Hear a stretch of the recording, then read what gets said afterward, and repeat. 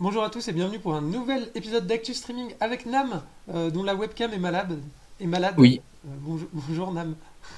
bonjour. Il y a que ma webcam qui est malade, moi ça Voilà, va. il y a que la webcam, lui ça va bien, mais la webcam ne marche pas, donc vous avez Nam Taro avec vous aujourd'hui encore. Aujourd'hui, on vous parle de Maestro, un film sur Netflix. Mais avant toute chose, si vous regardez la vidéo sur YouTube, n'hésitez pas à vous abonner, à liker la vidéo. Et voilà, c'est parti pour la. Maestro, c'est quoi? C'est réalisé par Bradley Cooper. C'est son deuxième film après A Star Is Born. A Star Is Born qui avait été un grand succès tant sur le plan économique que sur le plan de la critique finalement, avec de nombreux Oscars à la clé. Donc il était attendu au tournant pour ce deuxième film. C'est quoi? C'est la biographie de Leonard Bernstein. Donc on va revenir là-dessus en faisant le pitch de manière un petit peu plus précise. Et c'est un projet qui est un petit peu un serpent de mer à Hollywood depuis un petit moment, que voulaient produire en tout cas Martin Scorsese et Steven Spielberg. Steven Spielberg envisageait même de le réaliser, puis il a vu A Star Is Born et il a confié le projet à Bradley Cooper. On retrouve Martin Scorsese et Steven Spielberg à la production. Au scénario, on a Bradley Cooper lui-même, et il est accompagné de Josh Singer, qui est un spécialiste du biopic. Alors, il a commencé à la télé, j'ai regardé un petit peu son CV. Il a commencé sur la série À la Maison Blanche, qui est plutôt une série qui est considérée comme une des séries les mieux écrites de la télé, puisqu'il y avait Aaron Sorkin à la manœuvre aussi. Il a travaillé un petit peu sur Fringe, et ensuite il a fait plusieurs films biographiques, notamment Le Cinquième Pouvoir sur Julian Assange, Spotlight, qui avait eu l'Oscar du meilleur film, Pentagon Papers de Steven Spielberg et First Man de Damien Chazelle. Donc quand même, il a travaillé sur des grosses pointures et des gros projets dans ce genre-là en tout cas. Ah oui, c'est un beau CV, hein. Ouais, c'est pas mal. À la photographie, nous avons Matthew Libatic. Alors Matthew Libatic, si ce nom vous dit quelque chose, c'est parce que c'est le directeur photo de Darren Aronofsky, principalement. Il a Mhm. été aussi directeur photo sur A Star Is Born, le précédent film de Bradley Cooper. Et il a été également directeur photo sur Venom, parce qu'il faut bien manger, finalement. Mais je crois que tous les gens qui ont fait Venom, ils avaient besoin de manger, hein. C'est Oui, même voilà, le but du 2. je crois aussi. Il n'a pas fait le deuxième, comme quoi. Non. Et je crois, on m'a soufflé aussi sur ce qu'il aurait été directeur photo sur Iron Man précédemment, le tout D'accord. premier. Au montage, nous avons Michel Tesoro, qui a également travaillé sur Fringe, puis sur House of Cards et sur deux autres séries Netflix. Elle a travaillé, mais plutôt des très bonnes séries Netflix, puisque c'est Dans leur regard, la série d'Ava DuVernay, et sur Le jeu de la dame, qui a Ah été oui. un gros succès sur Netflix, en tout cas. Et à la musique, nous avons évidemment Leonard Bernstein lui-même, puisqu'il n'y a pas de musique originale dans le film. On reprend des titres qui ont été composés par Leonard Bernstein, et le film va donner à écouter ses œuvres dans des registres divers, puisqu'il a composé pour le cinéma, mais également de la musique classique et pour des comédies musicales. Au cast, nous avons donc Bradley Cooper dans le rôle titre. Nous avons Carey Mulligan. Alors Carey Mulligan, c'est assez intéressant, il l'a rencontré alors qu'il était à une de ses répétitions pour une pièce de théâtre. Carey Mulligan jouait dedans et apparemment un rideau lui est tombé sur la tête et c'est lui qui l'a accompagné à l'hôpital. Voilà, c'est comme ça qu'ils se sont rencontrés. Euh, donc une histoire d'accident. Et nous avons également Matt Bomer. Et ben voilà, ça c'était pour la fiche technique qui était relativement simple. Fiche technique un peu 5 étoiles, on va dire. Oui. Nam, est-ce que je te lance sur le pitch du film, même si j'ai déjà dévoilé pas mal de choses sur de quoi ça parle finalement? Oui, oui, bah écoute, je peux pitcher. De toute façon, oui, en effet, le thème principal, c'est un biopic sur Leonard Bernstein. Donc, bah, le fil rouge, c'est la vie de Leonard Bernstein, sa vie, son œuvre. Plus sa vie que son œuvre. Son œuvre, on va surtout l'entendre dans le film, comme tu disais. Voilà, la bande originale, c'est les musiques de Bernstein. D'ailleurs, on va en reparler, mais le film, il y a des scènes où ils te font vraiment écouter la musique. Parce que de toute façon, il n'y a rien à voir à part le chef d'orchestre. Donc, tu es là pour écouter la musique. Et donc, voilà, bah là, le film commence par une petite mise en abîme de Leonard Bernstein vieux qui joue devant les caméras. Le film va à plusieurs moments jouer un peu là-dessus, sur les rapports de réalité. Ils vont nous faire croire qu'on voit quelque chose et en fait on est sur autre chose.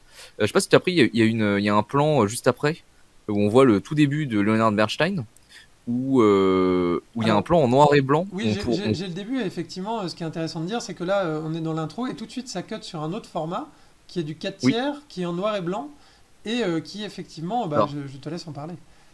et alors ouais, ce plan j'ai trouvé très intéressant pour deux raisons. La première, c'est que quand tu vois le plan au début, le rideau est fermé Ouais. et on a vraiment l'impression que c'est une salle de cinéma. Je sais pas si tu as eu cette impression aussi. Je me demandais Euh, où ça se passait, effectivement. Et surtout que derrière, il y a la musique qui commence à s'enclencher, donc effectivement, on pourrait croire que le rideau s'ouvre, quoi. D'une certaine c'est manière, c'est ça. ça, hein.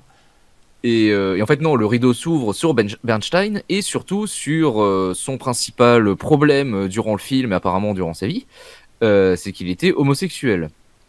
Ou en tout cas Homos- bisexuel, puisqu'après il a eu une femme. oui, Mais en tout cas, il semblait davantage attiré par les hommes. Il a eu principalement des relations amoureuses avec des hommes, et notamment là, effectivement, Matt Bomer qui joue son amant. c'est ça. Matt Bonner qu'on a pu voir dans Doom Patrol. D'ailleurs, regardez Doom Patrol, c'est vachement bien. Et dans The Normal Art, où il jouait Ah, oui. un très très beau film aussi sur le D'accord. sida. Malheureusement, Matt Bomer, comme je te le disais, on en parlait un petit peu avant Dame, Ouais.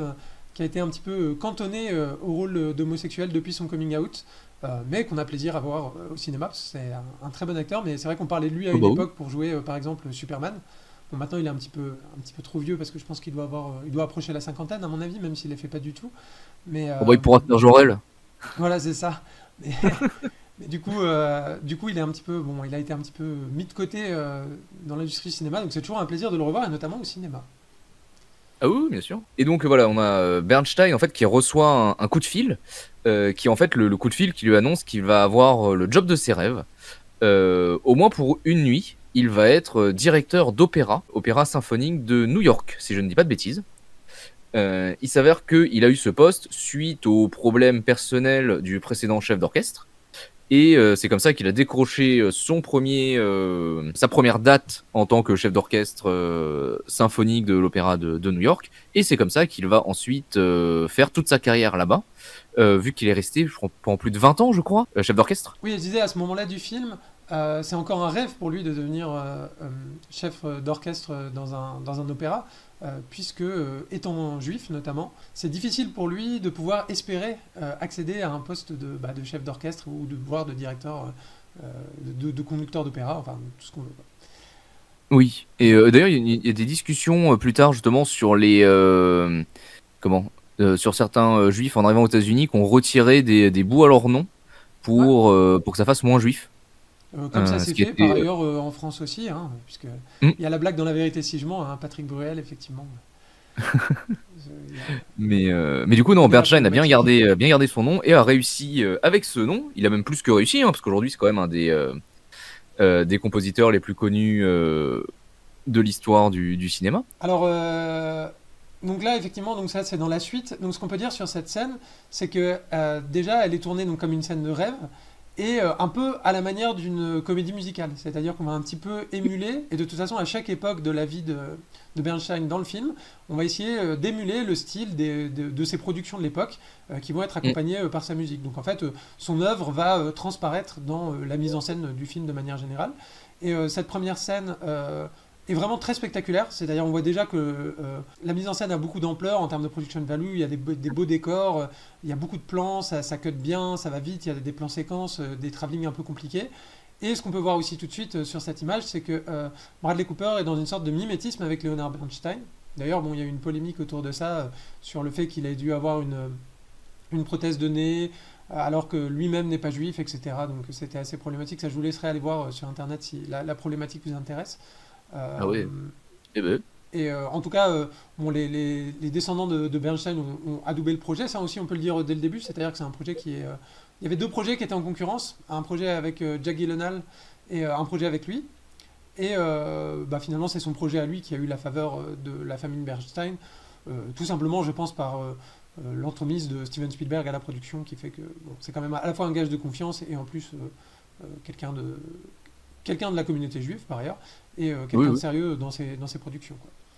Bah oui, et puis même pour un néophyte, on te dit, il y a Steven Spielberg qui chapeaute un projet, tu Voilà, dis je le tu vas prends. sur celui-là en général. Surtout que l'autre, c'était Cary Fukunaga, on connaît sa réputation sur les tournages, je crois, donc c'était pas génial. Donc voilà, cette première scène qui vraiment démarre tambour battant, c'est le cas de le dire. Oui.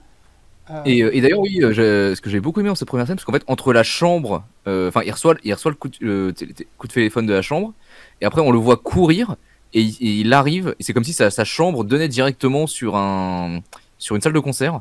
J'ai trouvé ça vachement bien. Non, mais non, c'est fait. Ah oui, là, tu nous mets bah, ouais, le premier le début du rapprochement entre Bernstein et celle qui deviendra sa femme. Je vais tout de ouais, suite ouais, tu chercher sais quel est son nom. Wikipédia. Oui, parce que ce qu'on peut dire, c'est que c'est un film qui est sur Leonard Bernstein, mais sa femme, donc, qui est actrice, qui a un nom Oui, compliqué, c'est pour ça qu'on l'a pas retenu, hein. C'est Donc, Felicia voilà. Monténégre. Voilà. Monténégré. On peut dire que c'est un biopic sur Bernstein, c'est un biopic sur aussi leur relation, et elle est, en tout cas dans la deuxième partie du film, ou dans le dernier tiers, elle revient presque à part égale avec lui, et d'ailleurs si on voit l'affiche là que j'ai mis sur le stream, Mm. on voit que elle est considérée comme un personnage aussi important du film, quoi, finalement. Oui, oui, parce qu'en fait, le film a quand même une. On va dire qu'il y a quand même une césure dans le film à un moment. Mm, mm, Parce qu'en fait, on a un côté un peu rise and fall, mais bon, vite fait, ça reste un biopic, hein, voilà, mais dans la construction en tout cas du film. mm, mm. C'est-à-dire qu'on a la rencontre entre les deux et tout se passe à peu près bien. Bon, Bernstein, il continue à avoir à droite à gauche des gens, de genre masculins. Tandis que elle, on sait pas trop à ce moment-là ce qu'elle en pense, etc. Et il y a et la césure, en fait, elle intervient beaucoup plus tard dans leur relation. Parce qu'en fait, il y a une grosse partie du film en fait, qui est sur leur vie, le fait qu'ils aient des enfants. Tout ça passe très vite. Et jusqu'au moment où elle en a marre. Et ça y est, elle craque. Elle en a marre que lui, il aille voir ailleurs. Elle en a marre que, bon, peut-être elle sent qu'elle pourra pas lui donner ce que lui, il attend. C'est pas forcément expliqué, mais en tout cas, voilà, elle ne peut plus de cette situation. Et elle décide de se barrer. Et ça, c'est là. Et on commence la deuxième partie du film, qui est aussi très intéressante, où justement, du coup, ce personnage-là, enfin, le Félicien, va prendre, comme tu disais, beaucoup plus d'importance. Aussi parce que toute la première partie du film est sur Bernstein et sa vie. Le fait qu'elle soit actrice, c'est vite fait cité au début, mais tu sens vraiment que sa carrière est mise entre parenthèses tant qu'elle est avec Bernstein. Bon, tu sais, l'histoire de famille traditionnelle, la femme au foyer, elle s'occupe des gosses, etc. Et que aussi, le quitter Bernstein a un peu été aussi une libération parce que derrière, elle a pu refaire des projets, elle a pu faire autre chose. Elle a pu commencer à revoir des gens avec le succès qu'on lui connaît, parce que voilà, on pourra en reparler plus tard, mais ça s'est pas très bien passé pour elle. En tout cas, en termes de construction, c'était plutôt intéressant. Aussi, justement, tu parlais de la structure. Maintenant que tu le dis, j'avais pas réalisé, mais Star is Born était déjà basé sur cette dichotomie-là, quoi. Mm. Il y avait Et le côté ascension vers le succès, puis plonger dans la dépression. Alors c'était un petit peu en miroir dans Star is oui. Born, puisque c'était le personnage masculin qui lui retombait dans la deuxième partie. Alors que c'était lui qui avait du D'accord. succès au début. Et d'ailleurs, ouais, petite par rapport au fall, début du film commence par Bernstein qui reçoit un coup de fil lui disant qu'il a le poste. Fin du film, c'est Bernstein qui reçoit un coup de fil lui disant qu'il perd sa place de chef d'orchestre parce que il est absent, hein, tout simplement. On pourra dire pourquoi plus tard, mais voilà, il y a quand même cette structure est quand même reprise tout au long du film, quoi. Ouais, effectivement. Aussi, la raison pour laquelle j'avais mis cette image-là, c'est parce que là déjà, en fait, on voit, c'est ce que je disais sur la première partie, on voit déjà l'ampleur visuelle du film. Moi, c'est vraiment ce qui m'a frappé tout de suite. C'est vraiment qu'est-ce que c'est beau, quoi. Alors, franchement, Oui. c'est quand même juste deux personnages assis sous un arbre, dos à dos, et pile, enfin, la composition du plan est vraiment, c'est vraiment superbe, quoi. Et ce qu'on peut déjà dire sur le film, c'est que on en prend plein les mirettes, voilà. Oui. Visuellement, c'est somptueux, ouais. Mm, mm. Voilà, donc le personnage de Carey Mulligan. J'ai pris cette image-là aussi parce que dans tout le film, il m'a semblé qu'il y avait un truc, c'est que c'est quand même un film qui parle de sujets assez durs, puisque ça parle d'acceptation de l'identité, plus tard ça parle également de maladie, Oui. ça parle aussi de problèmes à être reconnu, à essayer d'avoir du succès dans un milieu raciste, hein, tout simplement, antisémite à Oui. l'époque, Et homophobe. et homophobe par ailleurs, bien évidemment. Et, euh, et pourtant, les personnages ont toujours cette espèce d'énergie de vivre, toujours des sourires à l'écran, et notamment le personnage de Carey Mulligan, qui, à part au moment de basculant, au moment où on sent que ça va pas, est toujours un personnage extrêmement positif. Vraiment, les personnages sont attachants d'emblée. Enfin, moi, je sais pas ce que tu en as pensé, mais moi, j'ai trouvé vraiment que on était accroché à eux, quoi. Ah oui, ah oui, ils sont vraiment, t'as envie de les suivre. Peut-être un peu moins Bernstein. Au début, effectivement, il veut tout pour lui, quoi. C'est-à-dire, il veut tout. Il veut avoir son couple libre, il veut avoir son succès, et rien ne l'empêchera d'atteindre ça, quoi, d'une certaine manière. Oui, oui. D'ailleurs, ça se voit une scène un peu plus tard où il fait rencontrer justement Carey Mulligan et son David Oppenheim. Ouais, c'est ça, C'est ça, joué Oppenheim. par Matt Bomer, c'est ça. Alors, Euh, Oppenheim, juste, j'ai regardé un petit peu qui c'était sur Wikipédia. Donc, lui a eu les mêmes problèmes que Bernstein, à savoir de devoir cacher son homosexualité. Et effectivement, il s'est marié avec une femme. Effectivement, ils vont se croiser dans le film, Bernstein et ce couple-là. Et le fils d'Oppenheim a travaillé dans le cinéma et a été monteur. Et il a été monteur sur un documentaire sur l'homosexualité, qui est un documentaire très connu qui s'appelle Paris is Burning, qui est sorti en 90 et qui était l'un des premiers grands documentaires sur l'homosexualité. Donc je ne sais pas à quel point la vie de son père l'a influencé à travailler sur ce film, mais voilà, c'est une petite anecdote que j'ai eue en passant. Ok. Et donc tu disais, effectivement, ils se croisent dans le parc et... alors non, lui, alors Bernstein va les croiser, mais lui, de toute façon, va être toujours transparent avec sa femme sur son homosexualité, va lui présenter ses amants assez régulièrement. C'est ça que tu voulais dire, je crois. Oui, c'est ça. Mais par contre, l'amant, lui, était pas au courant et il se prend le truc dans la gueule de manière assez insensible. Ouais. Et d'ailleurs, on le revoit plus derrière. Hein, voilà, Ce qui d'ailleurs moi m'a un petit peu déçu qu'on le revoie plus, même si je pense qu'il est sorti à ce moment de la vie de Bernstein, mais je trouvais que pour quelqu'un qui avait quand même l'air d'avoir beaucoup d'importance pour lui, je trouvais que sa place dans le film était pas énorme. Même si je comprends la volonté de se focaliser avec la relation avec le personnage de Carey Mulligan, mais je trouve ça un petit peu dommage quand même. Et d'ailleurs, tu disais, elle sait qu'il est homosexuel. En fait, on sait pas depuis quand elle le sait. Ouais. Et elle nous dit plus tard qu'il lui a dit, en effet, avant qu'ils se mettent ensemble, avant qu'ils se marient et tout, ce qui est très sympa de la part de Bernstein déjà. Parce que on sait, il y en a eu des homosexuels qui sont restés dans le closet, mariés avec des enfants toute leur vie. Voilà. Oui, j'ai juste une image à la suite où on le voit un peu travailler sur la chorégraphie de ces comédies musicales. Et c'est là où il va commencer à exprimer que les comédies musicales, pour lui, c'est pas de la musique sérieuse. Donc il fait ça, c'est un taf alimentaire en tout cas pour lui. Ce qui est quand même paradoxal pour quelqu'un qui est sans doute peut-être l'un des plus grands compositeurs de comédie musicale, pour ne pas dire le plus grand de l'histoire, quoi.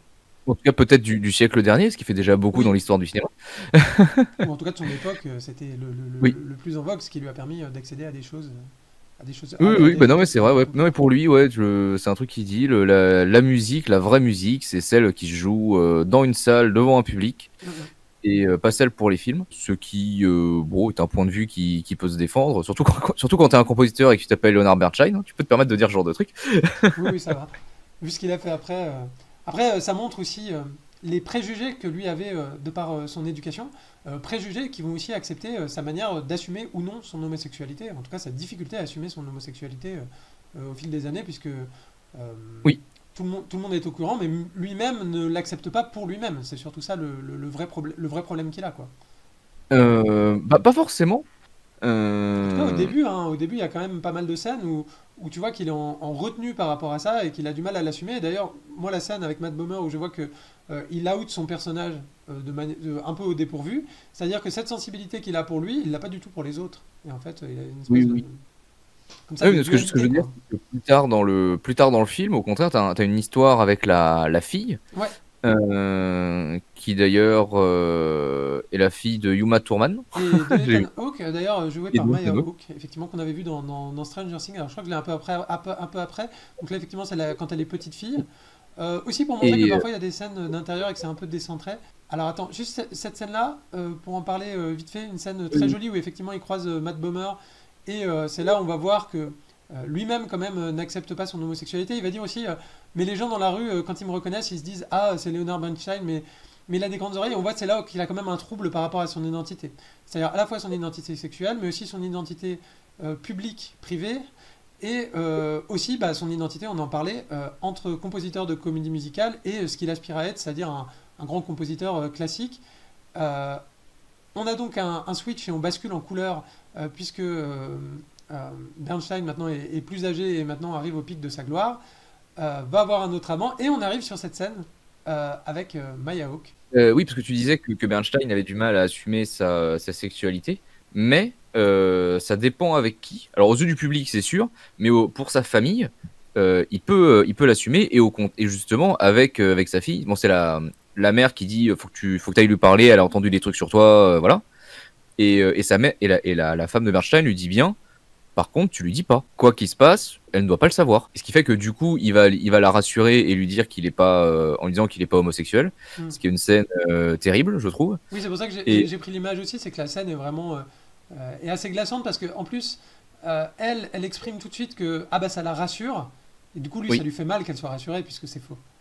Bien sûr. Et on voit sachant que pour le coup, tu vois, dans ce passage-là, Bernstein, il a s'il s'il y a une époque où il avait encore des doutes, où il n'arrivait pas à s'assumer, cette époque est finie. Là, c'est bon, il s'assume, il y a pas de souci. Peut-être que le grand public est pas au courant, mais bon, en même temps, ça le concerne pas. Mais par contre, ouais, le fait que même au sein même de sa famille, ça dérange. Et d'ailleurs, dans cette seconde partie, c'est un thème qui reviendra assez souvent.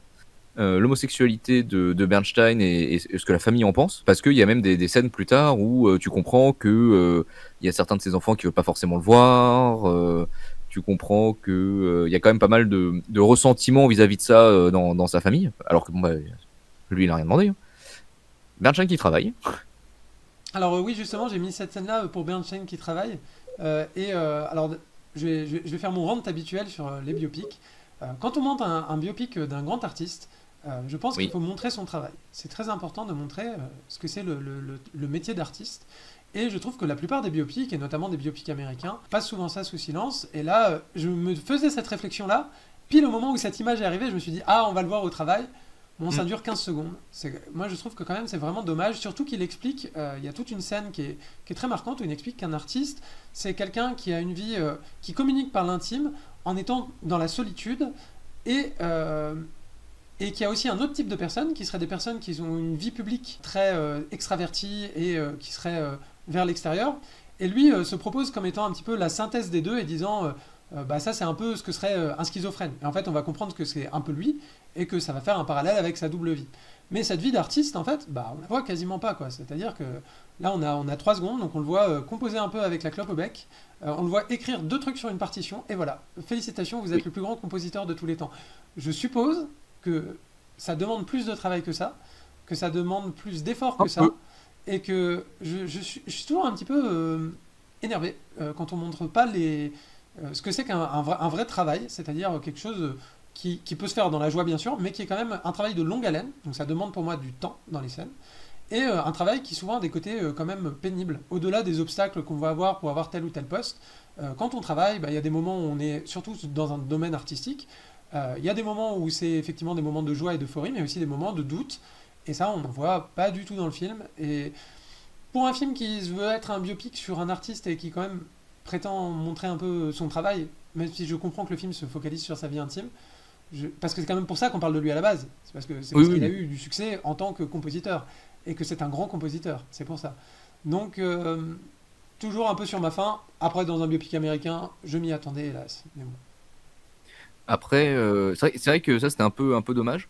On a quand même une petite scène à la fin, pareil, qui dure 2 minutes où il nous montre un petit peu le travail de chef d'orchestre. Qu'est-ce que c'est véritablement conduire un orchestre Ouais. D'ailleurs, qui était plutôt intéressant. j'ai l'image d'ailleurs un petit peu après. Donc là, c'est la scène pivot dont on a parlé avec Carey Mulligan, qui vraiment là, on a ras-le-bol. C'est peut-être la seule scène où elle sourit pas du film. C'est Yannick Euh, Crack. Ensuite, une scène. Ouais. Alors, c'est marrant, j'ai pris cette scène-là parce que donc c'est la scène avec ses enfants. Et donc on comprend que c'est à Thanksgiving, il arrive dans la famille pour fêter Thanksgiving, il est un peu à la bourre. Est-ce qu'il était en train de travailler ou est-ce qu'il était chez un amant? Donc ça c'est un problème. Il arrive avec un Snoopy, donc ça c'est assez marrant. Et en fait il y a tous ces gamins qui sont là. Alors il faut savoir que tous les gamins sont joués par des Nepo Baby, c'est que des enfants de stars. Parce que D'accord. tu disais tout à l'heure, il y a Maya Hawke.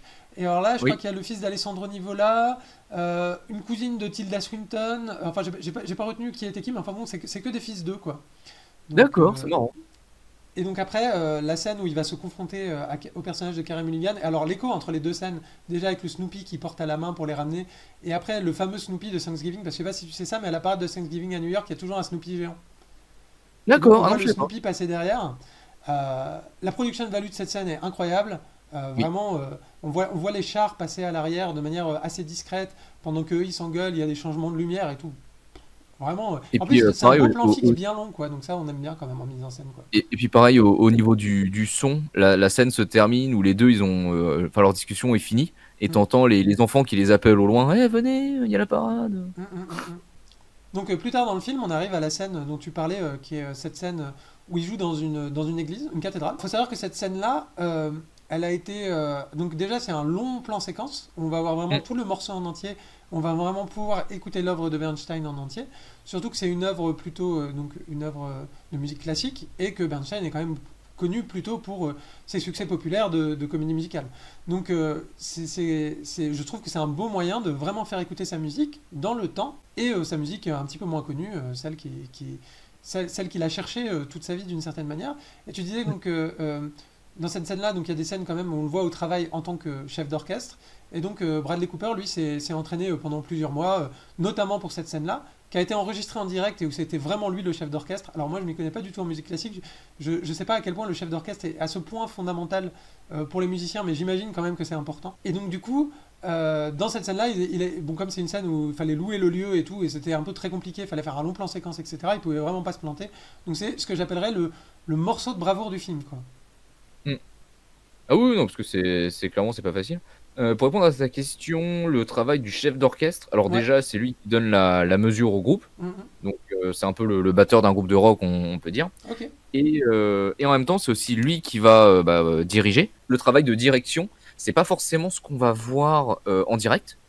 C'est plutôt ce qui va être préparé en amont au répète, où là, en fait, c'est vraiment là qu'il y a le gros rôle du chef d'orchestre. Qui est tout simplement parce qu'à la base d'une partition, tu prends 2 chefs d'orchestre avec la même partition, ils vont pas faire la même chose. Parce qu'il y a un travail d'interprétation, bien entendu, Bien sûr. également.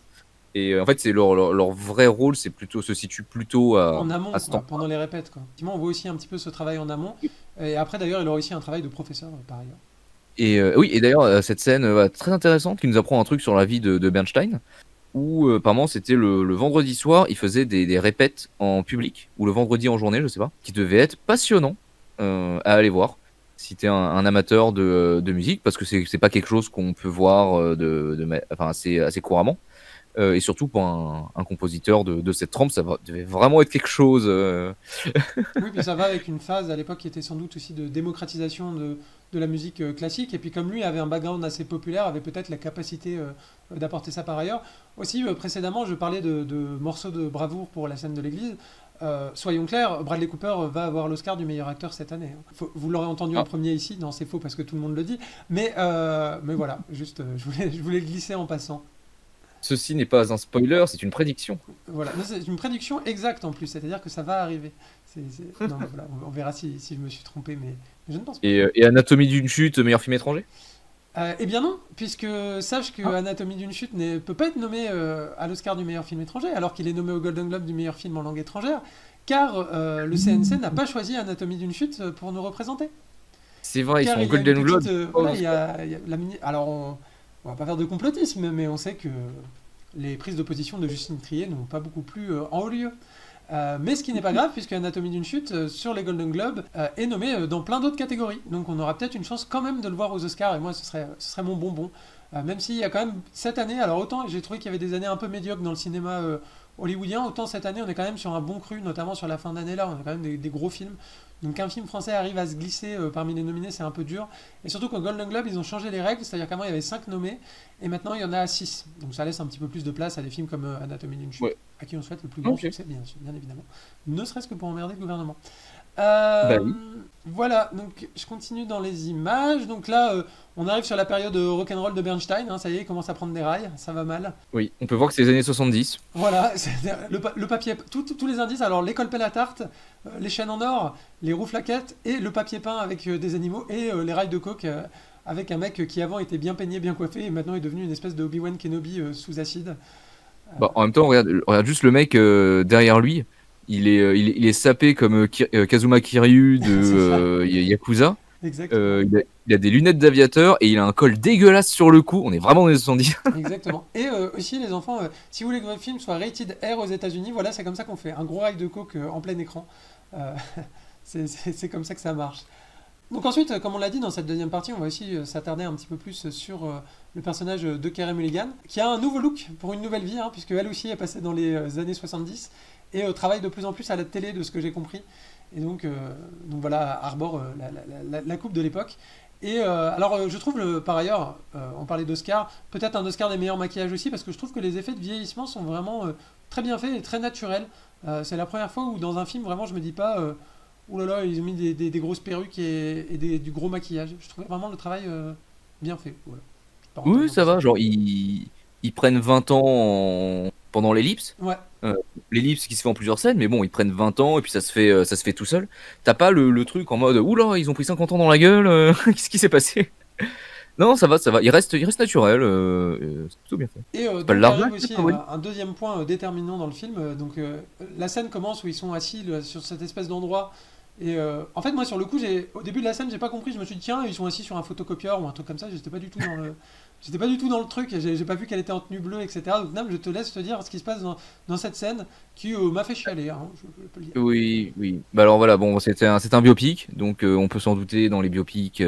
Il s'avère que les gens, au bout d'un moment, ça se passe pas forcément bien. Il s'avère que le personnage de Carey Mulligan, enfin dans cette scène, alors qu'elle est en train de se renouer avec Bernstein, c'est ça qui est important, qui sont en train de se retrouver, de reformer leur couple, d'arranger leurs problèmes familiaux, il s'avère qu'elle a un cancer du sein.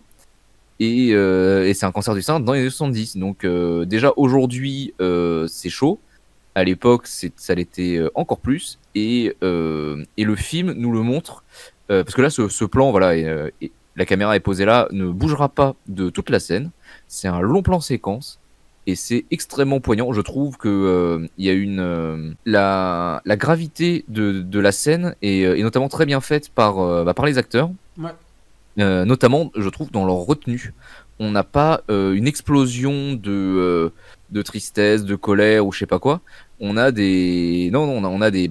Ce à quoi c'est censé ressembler dans la vraie vie, à savoir des gens qui se prennent le truc dans la gueule et qui doivent faire avec et aller de l'avant parce que de toute façon, il n'y a pas d'autre solution.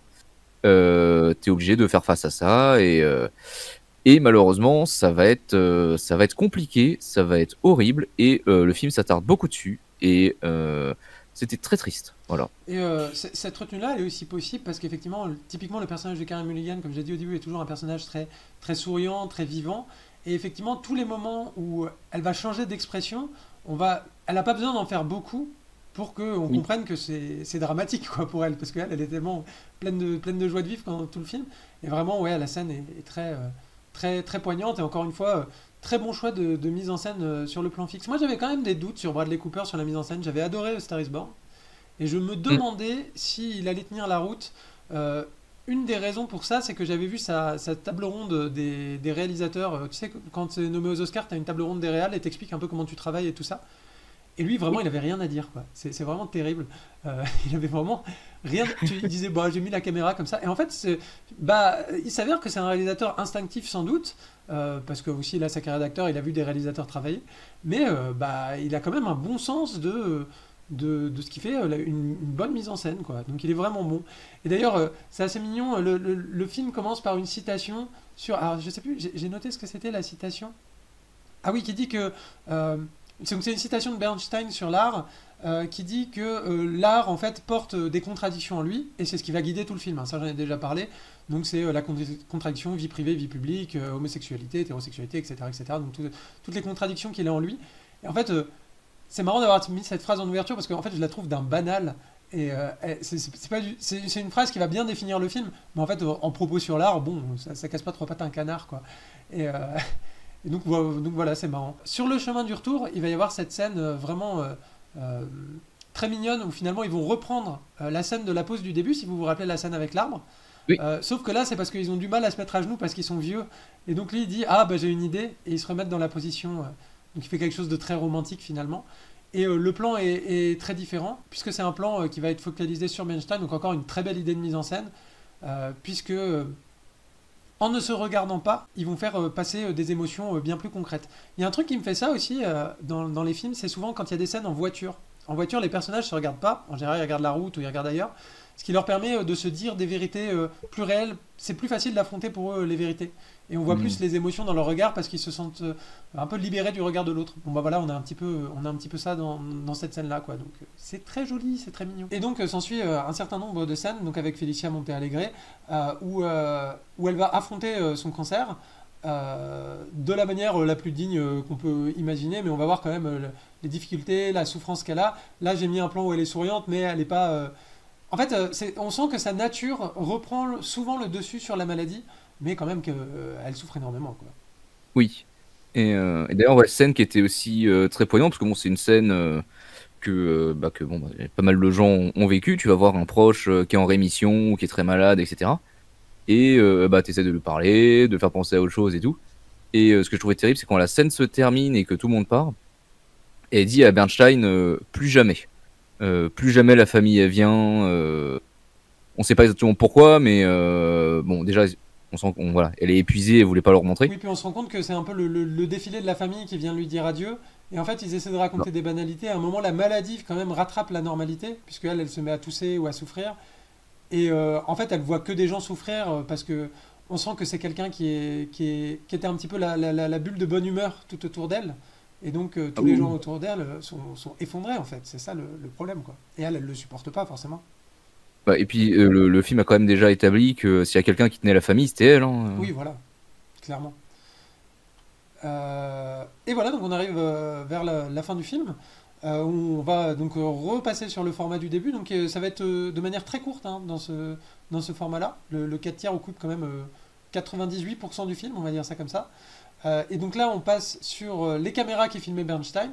Donc Bernstein va avoir des derniers mots et l'image finale du film sera sur sa femme, avec une espèce de photo comme ça. Et la tête de Carey Mulligan est vraiment... Bon, elle, je sais pas si elle est favorite pour les actrices du meilleur Oscar, mais quelle actrice, quoi. En fait, chaque fois le nombre d'émotions qui passe par le visage de cette femme, Mm. c'est incroyable, quoi. Vraiment, rien que d'un regard rien que sur cette photo-là, je la trouve tellement émouvante. Enfin, voilà. Ah oui, non, et puis, clairement, Bradley Cooper est très bon, Mm. mais vraiment Carey Mulligan, elle crève l'écran pendant tout le film. Ouais, Bradley Cooper, il centre un petit peu la caméra sur lui, puisque forcément c'est le sujet du film.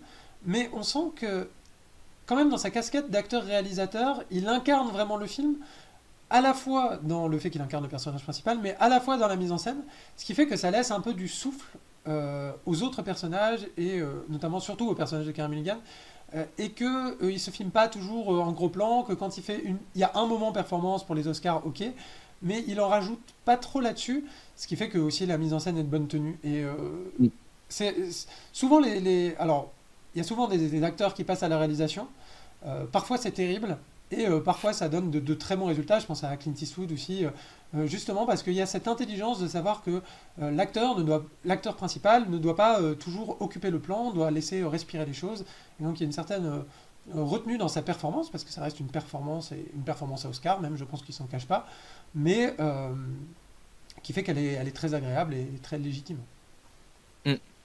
Sinon, avant de passer au bilan, moi j'ai quand même toujours une même petite réserve, la même petite réserve que j'avais eue sur Bayard Rustin, c'est que c'est quand même un film qui traite de l'homosexualité, et dans l'homosexualité il y a sexualité, et il n'y a toujours pas de scène de sexe, donc c'est un film très sage, encore une fois, et je pense qu'il faut normaliser la présence de scènes de sexe qui ne soient pas des scènes de sexe hétérosexuelles, même dans des films qui se veulent être grand public, patrimoniaux. Alors après, je sais que comme le film est approuvé par la famille, on n'a peut-être pas envie de voir grand papy en train de culbuter des beaux jeunes hommes, mais toutefois, je pense que c'est pas mal. Alors pour répondre à ta question, pour une échelle allant de Bohemian Rhapsody au top des biopics, alors c'est déjà très bien, tu mets Bohemian Rhapsody comme le bottom, donc on est d'accord, c'est vraiment la plus nulle.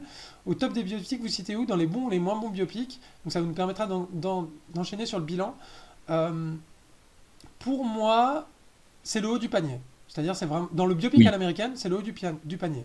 Dans les biopics en général, ça reste un petit peu quand même conscrit dans la forme du biopic à l'américaine. Comme j'ai dit, il y a des moments où c'est un peu sage, il y a des moments où je peux avoir quelques petits regrets. Par contre, en termes de production et de réalisation de ce que doit être un biopic à l'américaine, c'est fait avec une grande intelligence, avec une grande beauté. Et après tout, faire un biopic à l'américaine pour un personnage américain, ça reste pertinent. Après, moi, je trouve qu'à côté d'un biopic, par exemple, de Pablo Larraín, typiquement Jackie ou le film sur Diana, je trouve ça un cran en dessous, mais je trouve ça bien quand même. Et le film, de toute façon, de manière générale, vraiment touché, m'a vraiment touché sur la fin, en tout cas sur ce qui se passait, et m'a vraiment attrapé dès le début parce que je me suis directement attaché au personnage. Et aussi, je trouve que par rapport au biopic à l'américaine, aussi quand même pour contraster, c'est que parfois le biopic à l'américaine, typiquement Bohemian Rhapsody, essaie de se créer des enjeux, essaie de créer une espèce de courbe de progression comme ça, où il y aura une espèce de climax dans la vie d'une personne, alors qu'on sait très bien que bon, la vie c'est des hauts débats, mais c'est pas forcément le climax qui est le point central de la vie des personnes. Et je trouve que Maestro ne s'embarrasse pas de ça, et passe beaucoup de temps aussi euh, après le succès, quoi. Et ça c'est intéressant. C'est aussi un choix de scénario qui est intelligent. Donc à double égard, c'est dans le haut du panier. Même si pour moi, c'est pas, je dirais pas que c'est un chef-d'œuvre du cinéma, mais c'est un bon film bien fait. Oui.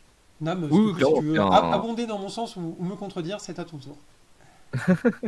Non, non, je suis d'accord. C'est pas le film ne va pas révolutionner le genre du biopic ou Mm. révolutionner le cinéma. De toute façon, c'est pas ce qu'il cherche à faire. Si le but c'est d'être un film à Oscar, bah, c'est un très bon film à Oscar. Ça, c'est indéniable. Comme tu disais, la réalisation seule lui permettrait déjà d'accéder à ce titre, mais en plus, bon voilà, comment la narration et la performance d'acteur fait que bon bah voilà, il y a toutes les cases qui sont cochées, il y a pas de souci. Mm, mm. Bon bah, je veux dire au niveau de la musique, si Bernstein n'avait pas gagné d'Oscar, ce serait le moment, mais Ouais, c'est ça. Ils vont peut-être inventer une nouvelle règle. Attention, nouvelle règle. On peut prendre un best-of et ça fait une nouvelle musique originale. Non, je ne crois pas. Mais oui, parce que alors oui, ce qu'il non, faut dire alors, aussi, c'est que la musique de Bernstein qui accompagne le film, quand même, quel compositeur, quoi. C'est-à-dire que oui, là, il avait effectivement pas besoin d'un autre compositeur, puisqu'il utilisait le best-of de Bernstein. Mais alors, qu'est-ce qu'on se régale, quoi. Même moi qui suis pas un grand, vous l'avez vu, pas un grand spécialiste de la musique, euh, c'est une musique qui est taillée pour les films, qui est entraînante, et quoi de mieux pour retranscrire son âme que sa musique, hein, finalement. oui, et d'ailleurs, petite réflexion que m'était faite, la musique de Bernstein, hors ce qu'on connaît de lui au cinéma, c'est une musique qui a tendance à pas avoir de thème musical. Ou alors le thème musical est caché. Genre, c'est pas John Williams, tu vois, où tu peux Oui. te répéter le thème en boucle. Ce qui fait qu'on a une musique qui est vraiment faite pour te faire ressentir des choses. Hmm. Et, euh, et dans le cas d'un film comme ça, bah, ça passe trop bien. Il n'y a vraiment pas de gimmick. Effectivement, c'est plus un style quoi pour moi, Bernstein. On reconnaît tout de suite Mm. ce que ça fait. Et en plus, c'est un style qui va forcément impacter le montage. Et là, dans le montage du film, effectivement, ça se cale sur la musique de Bernstein pour que ça rentre bien. Et ça a la vibe, du coup, un petit peu des vieux films. Et d'ailleurs, pour dire qu'en fait, finalement, le film, j'avais le regret qu'il ne s'attarde pas assez sur le travail. Mais en réalité, ce qui intéressait Bradley Cooper dans le film, c'était l'aspect mélodramatique. Et je pense qu'un des enjeux du film, c'est de réussir à faire un mélo dans le style des films de cette époque-là, mais sur le thème de l'homosexualité comme une espèce de forme de rattrapage, quoi, d'une certaine manière. Et à cet égard, c'est très réussi, et notamment, la musique de Bernstein va venir conditionner un montage qui va rappeler le montage des films de l'époque avec la musique de Bernstein, quoi. Mm. Du coup, est-ce qu'on fait les recos? Oui, Eh ben c'est parti, bah toi d'abord. Vas-y. oui. Bah, tu vois, pendant que tu faisais ton bilan, j'ai eu le temps d'en chercher une parce que j'ai complètement oublié. Je savais que ça allait venir. Du coup, en regardant autour de moi, j'ai eu la chance de trouver un autre film à Oscar, qui en a eu 4, dont Oscar du meilleur film en 2001. Alors, 2001, Oscar du meilleur film, vas-y. Ah, oula, est-ce que...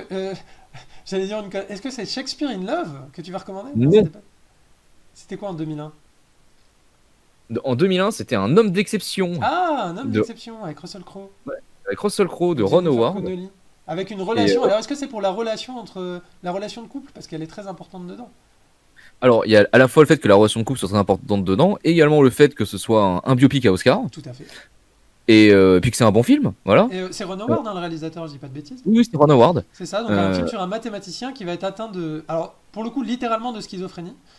oui, Sachant que la schizophrénie n'est pas nécessairement un dédoublement de la personnalité, hein, mais... et sachant que c'est un mathématicien très important, pas parce qu'il était schizophrène, mais parce que c'est une des personnes qui a créé les théories, enfin, qui a créé les bases des théories capitalistes qui sont utilisées aujourd'hui. Ah oui, oui. Théories qui sont bien entendu mal utilisées par les capitalistes d'aujourd'hui, parce que Oui, voilà. effectivement, il faisait la théorie économique. En fait. Je me demande s'il n'a pas eu Euh, le Nobel d'économie, cet homme-là, d'ailleurs. Attends, je vais ah, retrouver son peut-être. nom. Donc c'est John Fandach, et effectivement, il a eu le... Alors, prix Abel de mathématiques, prix Nobel d'économie, ouais. Ah non, prix de la Banque de Suède en sciences économiques en mémoire d'Alfred Nobel. Bah, c'est le prix Nobel d'économie, ça. Prix Nobel d'économie. Très bien. Donc il a eu le prix Nobel D'accord. d'économie. Ça pour dire ça. Oui, ça peut être mathématique, ça n'existe pas. Voilà, c'est ça. Moi, côté reco, alors évidemment j'en ai deux, mais il y en a une sur laquelle je vais passer très rapidement parce que je ne peux pas ne pas vous recommander de regarder West Side Story, l'original. Vous pouvez regarder Ah bah celui oui, de bien sûr. Spielberg si vous voulez, mais celui de Robert Wise. Donc West Side Story avec la musique de Leonard Bernstein, banger. C'est Roméo et Juliette à New York et la musique, voilà, incroyable, euh, super, avec la communauté latino-américaine qui est représentée. C'est un film qui est largement en avance sur son temps, qui a une mise en scène incroyable. Le remake de Spielberg est pas, loin d'être mauvais, mais vraiment c'est tellement un chef-d'œuvre que l'original que pour moi il reste dessus. Et un autre film que je voulais vous recommander, je parlais en conclusion de cette idée de faire des films historiques euh, avec des relations homosexuelles parce qu'ils n'ont pas été faits à l'époque. Et donc je vais vous recommander un film de Todd Haynes qui s'appelle Carol avec Cate Blanchett et Rooney Mara qui raconte une histoire d'amour lesbienne qui se passe dans les années 50 et c'est vraiment un très beau film, pareil avec une très très belle ampleur visuelle, avec une relation très touchante et une fin à mon avis très très réussie. Donc voilà, c'est ma reco. Dans le genre aussi, bah tu sais quoi, je vais en mettre une deuxième, tant qu'à faire. Oh, une deuxième reco de Nam, ça y est, me copie. Allez, Mais tu as le film, droit, tout est film permis. film à Oscar également, bah qui se passe également à une autre époque. Le secret de Brokeback Mountain, évidemment, Mhm. bah, qui est également voilà, magnifique, une ampleur pour les personnages et visuels assez impressionnante. Deux acteurs incroyables, non un malheureusement décédé, mais deux acteurs C'est absolument vrai. incroyables. C'est absolument à voir ce film.